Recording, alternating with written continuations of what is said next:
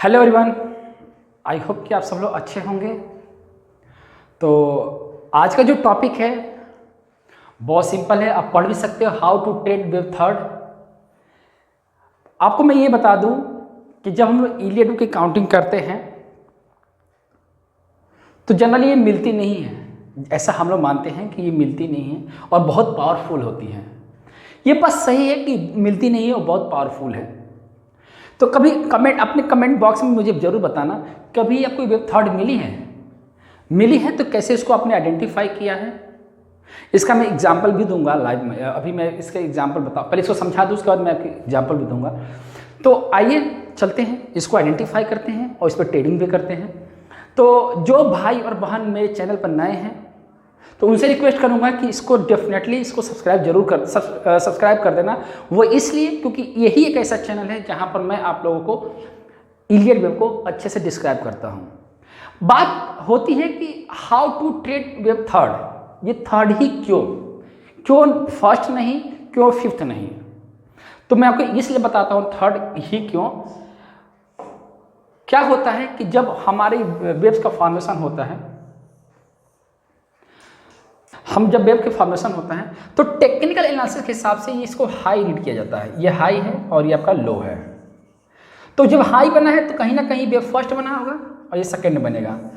तो किसी भी स्क्रिप्ट में अगर आपके पास हाई है और लो है तो उन दोनों के बेसिस पर आप अगला मूव बता सकते हो, अगला मूव प्रिडिक्ट कर सकते हो। तो सेम चीज इलियड वेब में भी होता है। ये आपका हाई लगा है और आपका ये लो लगा है और ये पॉसिबल है और ये आपको मिलती है। वो बात अलग है कि हम उसको जल्दी आइडेंटिफाई नहीं कर पाते, लेकिन आज मैं आपको बताऊंगा कि इसको कितना जल्दी आइडेंटिफाई आप कर सकते हैं। ठीक है, तो देखिए कुछ रूल्स और गाइडलाइंस हैं इसको आइडेंटिफाई करने का। When two by. अभी क्या होता है कि इसको फॉर्मेशन करने में क्या टाइम बनता है। जैसे कि आप यहाँ पर सेकेंड वेब में हो और जब ऐसा वेब फॉर्मेशन होने लगता है तो ये निगेटिव न्यूज आती है, ये निगेटिव न्यूज पर बनती है। हमेशा ध्यान रखना, वेब सेकेंड कभी भी पॉजिटिव न्यूज पर नहीं बनेगी। जितना ज़्यादा से ज़्यादा निगेटिव न्यूज आएगी तभी आपका वेब सेकंड बनता है।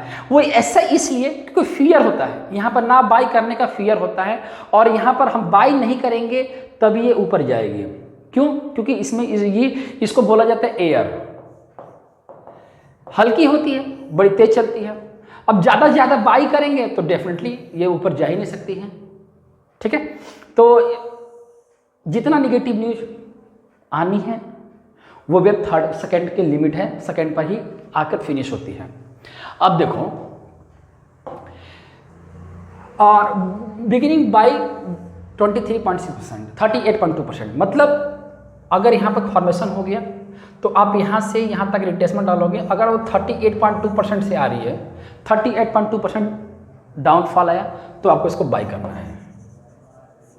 ये कब होगा? जब आपकी वेब फर्स्ट क्या होगी? लंबी होगी। जब एक्सटेंशन में रहती है वेब फर्स्ट तब ये फॉर्मेशन होता है। अब आगे बढ़ते हैं। अब मैंने दिया भी है कि अगर आप अगर ऐड भी करना होगा तो आप ज़्यादा से ज़्यादा आप इसको 50% से 61% तक इसको आप ऐड कर सकते हो। मतलब आप 38.2% बाई करोगे, 50 पे भी बाई करोगे और आपका यहाँ पर आपको ये भी आएगा। आप यहाँ पे देखोगे तो 61% है तो आप यहाँ भी ऐड कर सकते हो। ठीक है, हमने बाई कर लिया। बारी आती है कि स्टॉप लॉस, इसको क्या आइडेंटिफाई करेंगे, कैसे इसको आइडेंटिफाई करेंगे। तो बहुत लोगों का मानना ये है, ये मानने के बेसिस में लगाया गया है कि जब आपके पास ये है तो जाहिर सी बात है आप स्टॉप लॉस लगाओगे वेब फर्स्ट और सेकंड। तो क्या होता है कि जैसे कोई प्राइस एक्शन का पैटर्न बना वेब सेकंड पर, तो क्या होता है कि हम जनरली 81% में लिखा हुआ कि हम लोग 81% का स्टॉप लॉस लगा सकते हैं। 81% ये टेक्निकल एनालिसिस के हिसाब से सही है। ठीक है, बट ऐसा कुछ नहीं है।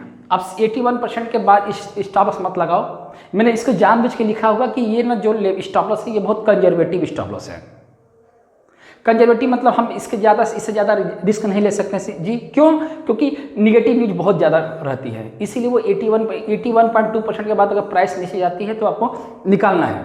ठीक है, अब यहाँ पर एक चीज़ ध्यान रखना कि अगर प्राइस 81% के नीचे जाती है तो लिखा ना ऑलवेज अलाउ सम एरिया। मतलब वो जो 78.6% और 81.2% इसके इर्द गिर्द ही जो सेकेंड वेव रहेगी उसका फॉर्मेशन होगा।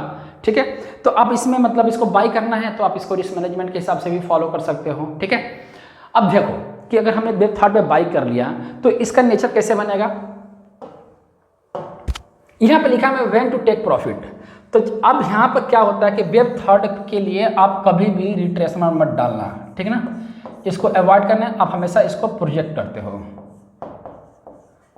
तो प्रोजेक्शन मतलब आपको इसको एक्सटेंशन टूल से ही मेजर करना होगा।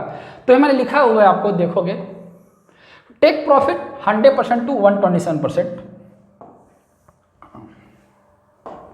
अगर आप यहां से एक्सटेंशन डालते हो तो ये जो मूव जा रहा है आप इसको 100% से प्रॉफिट बुक करना शुरू कर दो। और ज़्यादा से ज़्यादा अगर आपको कंजर्वेटिव लगता है तो आप इसको लेकर आ सकते हो 127% तक, 127%। ठीक है, और प्रॉफिट को ज़्यादा बढ़ाना है तो आप 161% मतलब कोई भी थर्ड वेव का जो टारगेट होता है मिनिमम वो 161% होता है। लेकिन 161% पचाने के लिए ना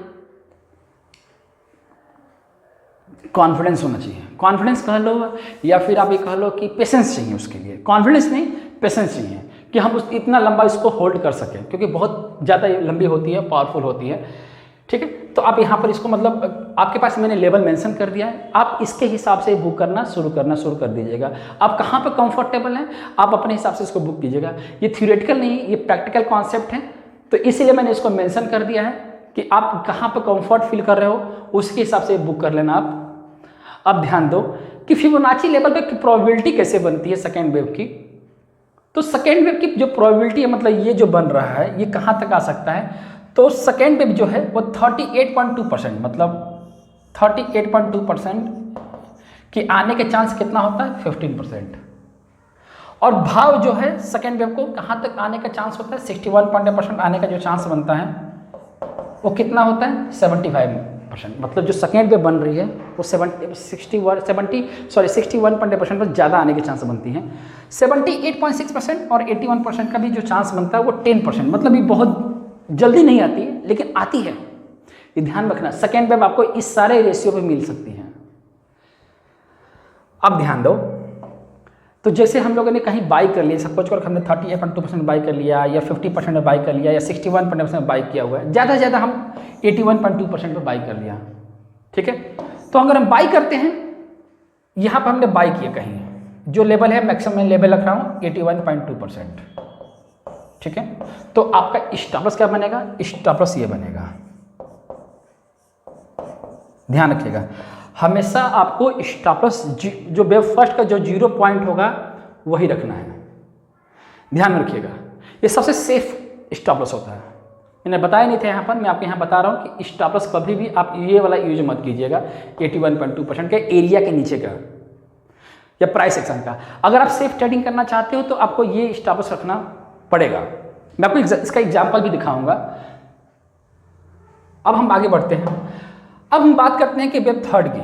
तो यहाँ पर वेब थर्ड पे जो है, जैसे कि आपने यहाँ पर वेब थर्ड जो चलना शुरू करती है तो कहाँ तक जा सकती है। तो जैसे कि आपने थर्ड की बात करते हो तो मिनिमम जो थर्ड बनती है ना 61% का प्रोजेक्शन होता है।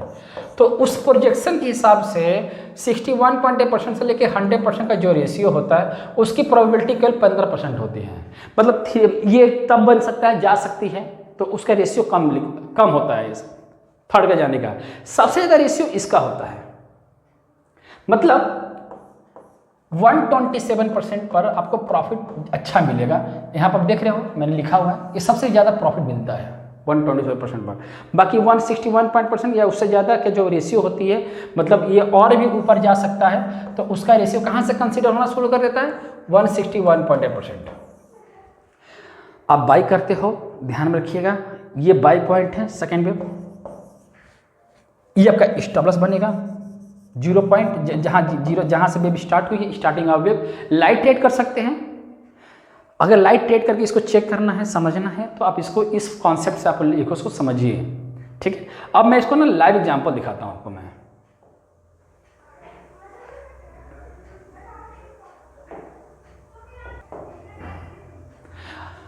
ये एग्जाम्पल लिया है मैं निफ्टी का, ठीक है। तो मैं अभी हम लोग देख रहे हैं कि जो मूव चल रहा है, यहाँ पर देखोगे तो 78.6% पर प्राइस खड़ी है।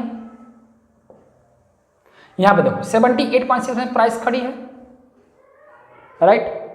मान लो कि करेक्शन ओवर हो गया, सपोज करो कि करेक्शन ओवर हो गया और यहाँ से प्राइस जो है यहाँ से स्टार्ट हुई, तो ये यहाँ से जो प्राइस स्टार्ट हुई स्पीड में है, स्पीड में है तो जाहिर सी बात है इम्पल्स है, तो हम इसको फर्स्ट कंसीडर कर सकते हैं, ठीक है। अब हमारा जो प्राइस है वो 78.6%, आप इसको उस रूल के हिसाब से 81% भी लगा के रखना, लेकिन अगर आती है तो 81.2% ये मैक्सिमम आ सकती है, ठीक है। तो अब ध्यान दो, अगर आप यहाँ पे लॉन्ग लेते हो तो स्टॉप लॉस क्या फॉलो करोगे, इसका वाला जो रेट है 18 है, सॉरी जो रेट इसका है यहाँ पे जो रेट बना हुआ है 16,410 का बना हुआ है, तो अब इसमें मल्टीप्लाई कर लेना 0.618 का। ये बहुत ज़्यादा, मतलब ये आपको इसलिए बता रहा हूँ कि ये ना बहुत अच्छा खासा मूव देने के मूड में है, इसीलिए मैं आपको सोचा कि आप लोगों को बता दूँ कि कभी अगर आप थर्ड वेव को आइडेंटिफाई नहीं कर पा रहे हो तो ये थर्ड वेव फाइंड आउट करने का सबसे आसान तरीका है। आप इसको अब यहाँ पर ध्यान दो कि अगर हम इसको 1 रखते हैं और इसको 2 कंसीडर करते हैं तो जो मूव बनने वाला है वो अच्छा खासा होगा, राइट। यहां पर क्या हो रहा है, रिस्क केवल इतना ही है। अगर आपको डाउन ट्रेंड ऑलरेडी निकल चुकी है, अब देखोगे तो प्राइस में बहुत अच्छा खासा मूव दिया हुआ है, तो रिस्क कितना था, केवल 400 पॉइंट का, 400 पॉइंट का स्टॉप रिस्क था। अब अगर इसमें एक्सटेंशन डालते हो तो देखो मैं एक्सटेंशन डाल के दिखाता हूं।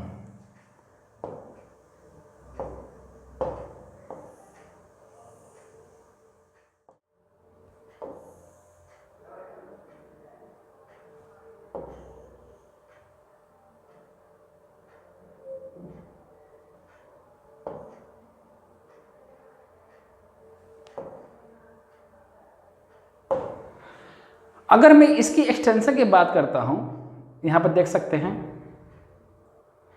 तो यहां पर जो पॉइंट रखने वाला हूं ये हमारा 1 हो गया और ये हमारा सेकेंड वेव बनता है, ये हमारा स्टॉप लॉस होगा